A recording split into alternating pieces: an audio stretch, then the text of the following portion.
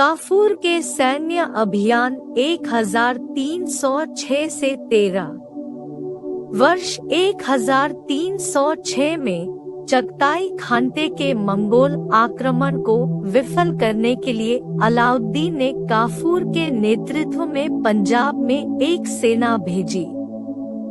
यह मंगोल सेना तबाही के निशान छोड़ते हुए रावी नदी तक आगे बढ़ गई थी।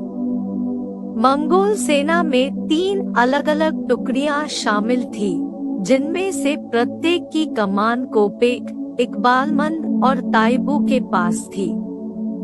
काफूर ने मलिक तुगलक जैसे अन्य कमांडरों की सहायता से मंगोल आक्रमणकारियों को सफलतापूर्वक हराया। यह इस अवधि के दौरान था कि काफूर को नाइब-ए बारबक या समारोहों के सहायक मास्टर की उपाधि मिली, जिसने उनके बाद के नाम मलिक नाइब में योगदान दिया। नाइब-ए सुल्तान के रूप में महत्वपूर्ण भूमिका। मंगोलों के खिलाफ अपनी सफलता के बाद काफूर को कई महत्वपूर्ण सैन्य अभियानों का नेतृत्व करने के लिए नियुक्त किया गया, जिन्होंने दक्कन पठार में मुस्लिम प्रभाव की नींव रखी। 1307 में अलाउद्दीन ने देवगिरी के यादव साम्राज्य पर आक्रमण करने का फैसला किया, जिसने कई वर्षों तक दिल्ली को कर देना बंद कर दिया था। मूल रूप से मलिक शाहीन को इस अभियान के लिए चुना गया था, लेकिन पड़ोसी राज्य गुजरात में वाघेला के पुनरुत्थान की चिंताओं के कारण वह भाग गए। नतीजतन अलाउद्दीन ने काफूर को आक्रमण का नेतृत्व करने के लिए नियुक्त किया और उसे शाही छत्र और मंडप के साथ भेजकर अन्य सभी अधिकारियों से ऊपर उठाया। काफूर ने सहजता से यादवों को अपने अधीन कर लिया और उनके राजा रामचंद्र को वापस दिल्ली ले आया, जहां उन्होंने अलाउद्दीन की अधीनता स्वीकार कर ली। 1309 में काफूर को काकतीय साम्राज्य में एक और अभियान पर भेजा गया, जो जनवरी 1310 में राजधानी वारंगल पहुंचा। 1 महीने की घेराबंदी के बाद काकतीय शासक प्रतापरुद्र ने आत्मसमर्पण कर दिया और श्रद्धांजलि देने के लिए सहमत हो गए। काफूर जून 1310 में प्रसिद्ध कोहिनूर हीरे सहित अपार संपत्ति लेकर दिल्ली लौट आया।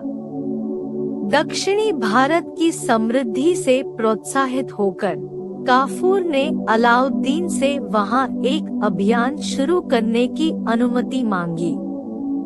19 अक्टूबर 1310 को प्रस्थान करते हुए काफूर ने अपनी सेना को भारत के सबसे दक्षिणी क्षेत्रों में लाया, जो भारतीय प्रायद्वीप के चरम तक पहुंच गया। 25 फरवरी 1311 को उन्होंने होयसल की राजधानी द्वारसमुद्र की घेराबंदी की और अंत में होयसल राजा बल्लाला से विशाल धन प्राप्त की। इसके बाद काफूर ने पांड्य साम्राज्य की ओर बढ़ना जारी रखा, कई स्थानों पर छापे मारे, खजाना इकट्ठा किया और हाथियों और घोड़ों को हासिल किया। उन्होंने 24 अप्रैल को विजयी होकर मदुरै पर कब्जा कर लिया और 18 अक्टूबर 1311 को दिल्ली लौट आए। हालांकि शाही दरबार में काफूर ने खुद को अलाउद्दीन की दूसरी पत्नी महरू और उसके बेटे खिजर खान के साथ साथ महरू के भाई और खिजर खान के ससुर अल्प खान के नेतृत्व वाले एक गुट के साथ मतभेद में पाया। संभवतः 1313 में अपने अनुरोध पर काफूर ने देवगिरी पर एक और अभियान का नेतृत्व किया, जब रामचंद्र के उत्तराधिकारी सिंघाना ने वार्षिक कर भुगतान जारी रखने से इनकार कर दिया। काफूर ने सिंघाना को अपने अधीन कर लिया और देवगिरी को दिल्ली सल्तनत में मिला लिया। उन्होंने नए अधिग्रहित क्षेत्र पर 2 वर्षों तक दक्षता और करुणा के साथ शासन किया, जब तक कि अलाउद्दीन का स्वास्थ्य बिगड़ने पर उन्हें तत्काल दिल्ली नहीं बुलाया गया। काफूर की क्रूरता और कार्य। 4 जनवरी 1316 की रात को अलाउद्दीन की मृत्यु के बाद संदेह के बादल ने काफूर को घेर लिया। कुछ लोगों ने दावा किया कि वह अलाउद्दीन की मौत में शामिल हो सकता है। अगले दिन काफूर ने अलाउद्दीन की वसीयत की घोषणा करने के लिए महल में प्रभावशाली अधिकारियों और रईसों को इकट्ठा किया, शहाबुद्दीन को उत्तराधिकारी नामित किया और खिज्र खान को किनारे कर दिया। काफूर ने ऐतिहासिक स्रोतों के आधार पर 25 से 35 दिनों तक की एक संक्षिप्त अवधि के लिए रीजेंट की भूमिका निभाई। अपने शासनकाल के दौरान काफूर ने 1000 सुतून पैलेस में दैनिक औपचारिक अदालतें आयोजित की, शहाबुद्दीन को जिम्मेदारियां सौंपी और अधिकारियों को आदेश जारी किए। उन्होंने सत्ता पर अपनी पकड़ सुनिश्चित करते हुए अलाउद्दीन के स्थापित कानूनों और विनियमों को जारी रखने पर जोर दिया। काफूर ने अपने अधिकार को मजबूत करने के लिए रणनीतिक कार्रवाई की। उसने अलाउद्दीन की उंगली से शाही अंगूठी जब्त कर ली और इसे अपने सेनापति सुम्बुल को सौंप दिया, जिसने इसका इस्तेमाल ग्वालियर किले पर नियंत्रण स्थापित करने के लिए किया। काफूर ने खिज्र खान को अंधा करने के बाद सुम्बुल को दिल्ली लौटने का आदेश दिया और उसे इनाम के रूप में अमीर हिजाब के रूप में स्थापित किया। काफूर की क्रूरता खिज्र खान के भाई शादी खान को शासक के रूप में अपने पहले दिन ही अंधा करने तक बढ़ गई, जिससे तुर्क कुलीन वर्ग में असंतोष पैदा हो गया।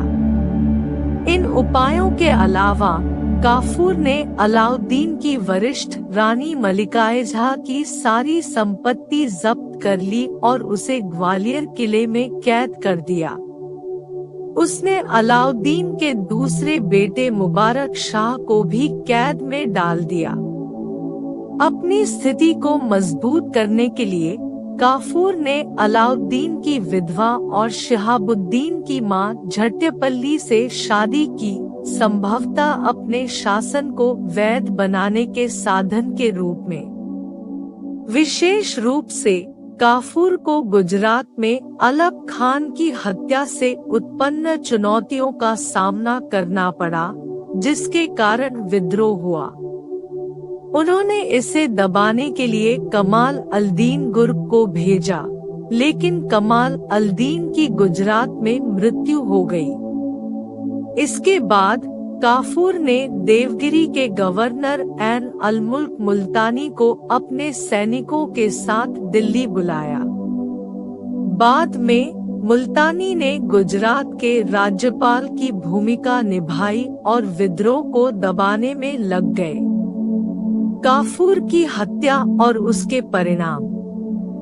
1316 के शुरुआती महीनों में मुबाशिर, बशीर, सालेह और मुनीर के नेतृत्व में अलाउद्दीन के पूर्व अंगरक्षकों ने अपने मृत मालिक के परिवार के खिलाफ काफूर के कार्यों के प्रति अपनी अस्वीकृति व्यक्त की।